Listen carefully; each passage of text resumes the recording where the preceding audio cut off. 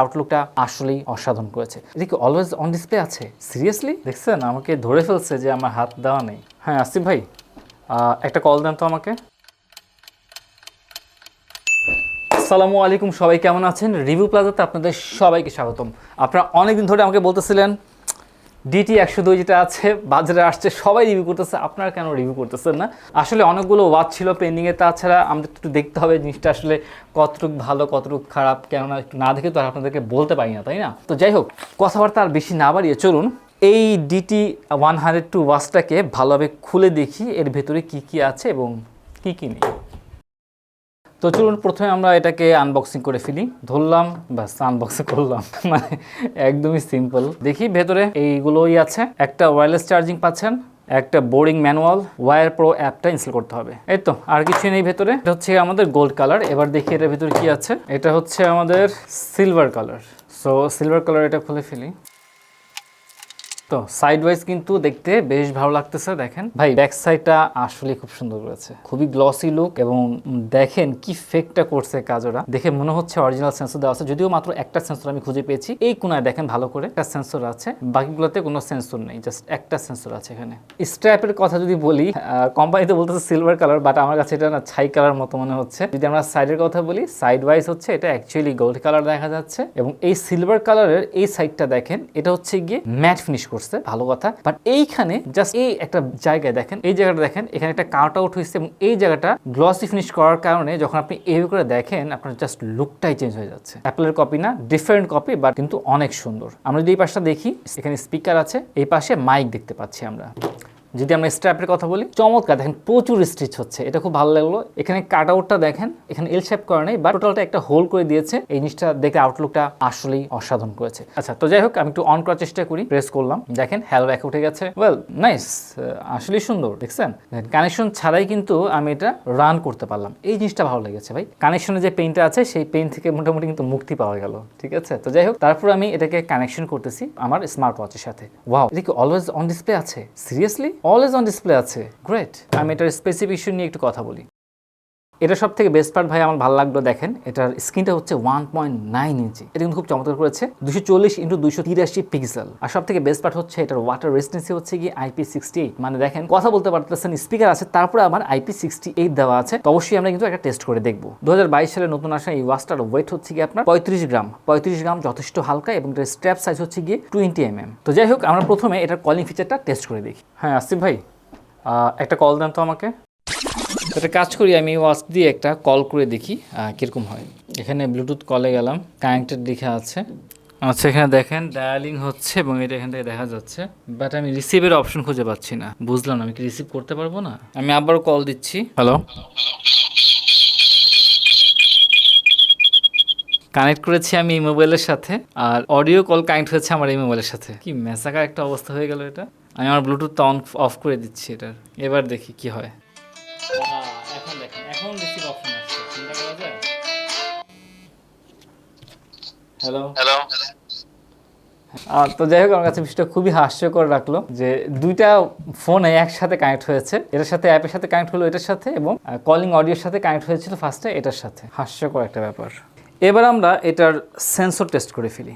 এবার দেখেন দুটো কালার একসাথে পড়লাম, এবং দুটো কালার দেখতে সুন্দর লাগতেছে। আর এটাতে কিন্তু অলওয়েজ অন ডিসপ্লেটা আমি পাচ্ছি, এটা আমার কাছে খুবই ভালো লাগছে। দেখেন অলওয়েজ অন ডিসপ্লে দেখা যাচ্ছে। চার্জ যে খুব বেশি সময় থাকবে তা না, এটা আপনি যদি ফুল ইউজ করেন তাহলে একদিনের ভিতরে চার্জ থাকবে, আর যদি জাস্ট নর্মাল ইউজ করেন তাহলে হয়তো 2 দিনের মতো চার্জ পেতে পারেন। হার্ট রেটে চলে গেলাম, হার্ট রেটে চলে আসছি, এবং আমার মেশিনেরও হার্ট রেটে চলে আসছি। দুটার অ্যাকুরেসি প্রায় কাছাকাছি, 81 81 82 82। আমার মেশিনে হচ্ছে গিয়ে 88। তো সেই হিসেবে বলা যায় হার্ট সেন্সরটা খারাপের ভিতরে ভালো। 80 এসে থেমে গেছে, আর আমার অ্যাকচুয়াল হচ্ছে গিয়ে 87। তো একবারে খারাপ না, আপনি just as a stylist fashion watch হিসেবে ভালোই করেছে। এবার আমরা ব্লাড অক্সিজেন মিটারটা মাপা শুরু করে দিই। আমি মোটামুটি শিওর এটার ভিতরে কোনো ব্লাড অক্সিজেন মিটারটা নাই আসলে। দুটোতেই এখন 97, আমার মেশিনে হচ্ছে গিয়ে 98 98 98। উপস, একটু রিস্কি ব্যাপার, এটা তো 98। এখন যদি ফেক হয় তাহলে ধরতে পারবো। ওয়াও, ফেক না, দেখেন রেড লাইট জ্বলতেছে, নাইস। এটা ভালো লাগছে আমার কাছে সেন্সরটা। এটা তো ব্লাড প্রেশার চলে গেলাম, আমি আমার মেশিনেও ব্লাড প্রেশার চলে গেলাম। উপরে 123, নিচে 77, মানে অন এভারেজে নর্মালি আছে। এটা তো কাইন্ড অফ সেমই দেখাচ্ছে, রেজাল্ট নর্মাল দেখাচ্ছে আমার। জাস্ট একটু লো আছে, খুব হালকা একটু লো আছে। এবার দেখি আমার মেইন মেশিনে কি দেখায়। ওয়াও, আমার মেশিনে দেখাইতেছে আমার ব্লাড প্রেশার হাই আছে। এই রেজাল্ট কাজ সেম থাকলেও আমার মেশিনের সাথে কিন্তু ওদের রেজাল্ট মিলে নেই। তো এই ক্ষেত্রে আমি ওদের ব্লাড প্রেশারটা ভরসা করতে পারলাম না। দেখি ইসিজির কি অবস্থা, যদি আমার ইসিজি মেশিন না এটা, ইসিজি দুইটা প্রায় সেম রেজাল্ট দেখাচ্ছে। তো যাই হোক, এগুলো ছিল আমাদের সেন্সর টেস্ট, এবং সেন্সর ক্ষেত্রে বলা যাচ্ছে যে হার্ট রেট এবং অক্সিমিটারটা মোটামুটি বেশ ভালোই মনে হয়। তো এই ওয়াচটা আমরা এখন পানি পরীক্ষা করে দেখব। যাই হোক, এবার আমরা ওয়াটার টেস্ট করে ফেলতেছি। এটা IP68 বলা আছে, ভাই নষ্ট হলে আমার দোষ নাই, দিয়ে দিলাম। বিসমিল্লাহির রহমানির রহিম। তো দেখেন মোটামুটি কিন্তু সবই ঠিক আছে, আর বরাবরের মতোই পানি নিচে, স্কিন কাজ করবে না এবং ওঠালে কাজ করবে, ভালোই কাজ করতেছে। উল্টাও করলাম, এই ওয়াচটা দেখি, এটা ঠিক আছে। আমরা একটু সেন্সরে যাই। সেন্সরের ক্ষেত্রে এই ওয়াচগুলো সাধারণত একটা ধরা খেয়ে যায়, এটা আমি একটু চেষ্টা করে দেখি। হ্যাঁ, মানে দামি ওয়াচ ছাড়া এটা সম্ভব না। এটা হচ্ছে আপনার, এখন পানি নিচে দিয়ে দিছি, দেখছেন আমাকে ধরে ফেলছে যে আমার হাত দেওয়া নেই, কিন্তু এটা পানির ভিতরে এতটা বুঝতে পারার কথা না। দেখেন, যাই হোক, শত হইলেও পানির নিচে হার্ট রেট মাপার কথা, আমি দেখি মাপবে না কততে, অবশ্যই মাপতে হবে এটাকে। হ্যাঁ, মেপে ফেলছিল, বাট তারপরে আবার ধরে ফেলছে যে এটা পানির ভিতরে। তো এই জিনিসটা আমার কাছে বেশ ভালো লাগলো, আমি এটা এক্সপেক্ট করিনি এই জিনিসটা। এই ছিল আমাদের ওয়াটার রেজিস্ট্যান্সি টেস্ট, এবং এটাতে ওরা ভালোভাবে পাস করে গেছে। তো যাই হোক, ফার্স্টে আমরা এটা যে ওয়াচ ফেস গুলো আছে সেটা দেখি। এটা একটা ওয়াচ ফেস, তারপর এটা বেশ ভালো ওয়াচ ফেস আছে। আচ্ছা, এটা টাচটা আমার কাছে একটু কম রেসপন্সিভ মনে হচ্ছে, আমি কয়েকবার প্রেস করার পর আমার এটা কাজ করতেছে। এটা একটা ওয়াচ ফেস, এগুলো হচ্ছে বেসিক ওয়াচ ফেস। ডিটির সবগুলো ওয়াচ ফেসই না প্রায় মানে একরকমই, নতুনত্ব তেমন কিছু আমি ওয়াচ ফেসে আসলে খুঁজে পাচ্ছি না। এবার আমরা এটার অ্যাপের ওয়াচ ফেসে চলে গেলাম, অ্যাপল লুকের অনেকগুলো ওয়াচ ফেস দেখি তো এটা। আচ্ছা, ওয়াচ ফেস কিন্তু আপগ্রেড হতে যথেষ্ট সময় লাগতেছে। ওয়াচ আবার বন্ধ হয়ে আবার ওপেন হইতে হইলো, হাই আল্লাহ, এটা আপগ্রেড হতে যদি এত সময় লাগে তাহলে এটা খুবই দুঃখজনক। তারপরে আমার টাইম 0 হয়ে গেছে, এখন টাইম আসছে। এবার আমরা উপর থেকে নিচে সোয়াপ করি, এখানে ব্রাইটনেস পেয়ে যাচ্ছেন, অডিও প্লেয়ার পেয়ে যাচ্ছেন, ভাইব্রেশন ইত্যাদি বিষয়গুলো পেয়ে যাচ্ছেন। আবার এদিকে গেলে আপনার অন্যান্য যে অপশনগুলো আছে সেগুলো মোটামুটি থাকতেছে। নিচ থেকে উপরে সোয়াপ করলে আমার মেনু চলে আসতেছে, মেনুটা আমি একটু পরে দেখতেছি। রাইট থেকে লেফটে সোয়াপ করলে আমার উইজেটগুলো চলে আসতেছে বেসিক, এবং উইজেটগুলোর অ্যানিমেশনগুলো বেশ ভালো মনে হলো, কয়েকটা দেওয়া আছে। এই পাশ থেকে দিয়ে এই পাশে আমার শর্টকাটে চলে আসতেছে, ব্লুটুথ কলিং এ আছে, এবং জাস্ট বেসিক যে ফাংশনগুলো আপনার দরকার সেগুলো আপনি পেয়ে যাচ্ছেন। এবার আমি নিচ থেকে উপরে সোয়াপ করলাম, আমার ফোন ডায়াল আছে, মেসেজ অপশনগুলো আছে, কি মেসেজ পেয়েছি, তারপর কন্ট্যাক্ট লিস্ট আছে, কল রেকর্ড আছে, ফিটনেস ডাটাগুলো আপনি পেয়ে যাচ্ছেন, স্পোর্টস আছে, এবং এখানে স্পোর্টসের সংখ্যাটা তুলনামূলক কম, এবং স্পোর্টসের অ্যানিমেশনগুলো খুব একটা সুন্দর লাগেনি আমার কাছে। হার্ট রেট আছে, ইসিজি আছে, ইসিজি আসলে কি সম্ভব এই দামে আমি জানি না। ব্লাড প্রেশার আছে, ব্লাড অক্সিজেন, আচ্ছা বুঝতে পেরেছি, এটা জাস্ট লোগোটা ঠিক ডিফারেন্ট করেছে। এনএফসি আছে, অডিও প্লেয়ার তো দেখতেই পারলেন, স্লিপ মনিটরিং আছে, স্টপ ওয়াচ আছে, সবগুলো অ্যানিমেশনগুলো সুন্দর লাগতেছে না আমার কাছে। ওয়েদার ঠিক আছে, ওয়েদার তো আসলে ওয়াচ থেকেই নিয়ে আসে। জিপিএস না এই ওয়াচে, বলে রাখতেছি আমি। Please put the Bluetooth call, hello Google. তারপর দেখি ভয়েস অ্যাসিস্ট্যান্ট গেল, ও কোনো কাজে না, অ্যালার্ম মানে হালকা পাতলা কাজের। তারপর হচ্ছে অ্যালার্ম ক্লক আছে, ফ্ল্যাশ লাইট আছে, ক্যালকুলেটর, ওয়েদার, আবারও ওয়েদার।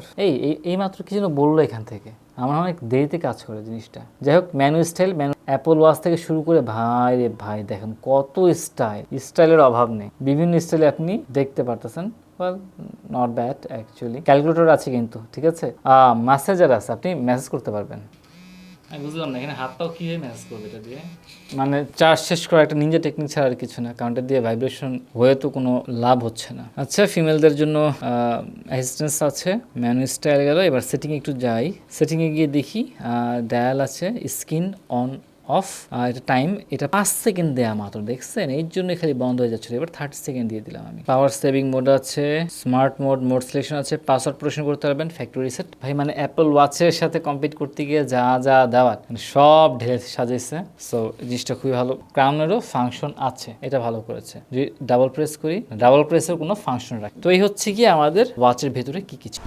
আলহামদুলিল্লাহ, সম্পূর্ণ রিভিউ তো আপনারা দেখলেন, তো আশা করতেছি রিভিউটা আপনাদের ভালো লেগেছে। তো যাই হোক, গুরুত্বপূর্ণ এবার কথাটা বলে নেই। তো এই হচ্ছে আমাদের DT102। এখন আপনাদের ব্যক্তিগত কি মতামত সেটা কিন্তু অবশ্যই আপনারা কমেন্টে জানিয়ে দিবেন। আমার পার্সোনাল ওপিনিয়নটা বলি, আমার যেগুলো ভালো লাগছে, এটা ভাই স্ট্র্যাপটা অসাধারণ, এটা ডিজাইনটা আমার ব্যক্তিগতভাবে খুবই পছন্দ হয়েছে। মাত্র 2300 টাকা দামে একটা ওয়াচে যে এত কিছু দিয়েছে ভাই, এটা অনেক বড় একটা ব্যাপার। ওয়েল, অ্যাপেলের 100% ক্লোন না, বাট বেশ কাছাকাছি একটা ক্লোন, বাট একটা শেপটা দেওয়ার কারণে একটু ইউনিক একটা লুক ফুটে আসছে এবং বেশ সুন্দর লাগতেছে। তো এই জিনিসটা কিন্তু আমার কাছে আসলে ভালো লাগছে। তারপর যখন আপনি ইউটিউবে কোনো ওয়াচ শুনবেন, তখন কিন্তু একটা লাউড স্পিকার বেশ ভালোভাবেই কাজ করে, আর একটা কলিং ফাংশনটা আপনারা দেখলেন, জাস্ট একটু মিসআন্ডারস্ট্যান্ডিং হতে পারে এই ওয়াচের সাথে আপনার স্মার্টফোনের, যে ওর দুইটা ব্লুটুথ আছে এবং দুই ফোনে কানেকশন হওয়ার একটা সম্ভাবনা থেকে যায়। তো সেই দিকটা কিন্তু আপনাকে অবশ্যই একটু কেয়ারফুলি হ্যান্ডেল করতে হবে। আসলে সত্যি কথা বলতে কি, এত কম দামে একটা ওয়াচে মানে খারাপই বলাটা আসলে খুব একটা মানায় না। আর তাছাড়া এটা একটা ফ্যাশন ওয়াচ, এটা কোনো কিন্তু অ্যাক্টিভিটিস ওয়াচ না, স্পোর্টস ওয়াচ না, সুতরাং আপনাকে সেভাবেই নিতে হবে। একটা ফ্যাশন ওয়াচ হিসেবে আপনি ঘুরবেন, গার্মেন্টের পরে একটু মানে আউটলুকটা ভালো লাগবে, এটাই হচ্ছে এটার মূল উদ্দেশ্য।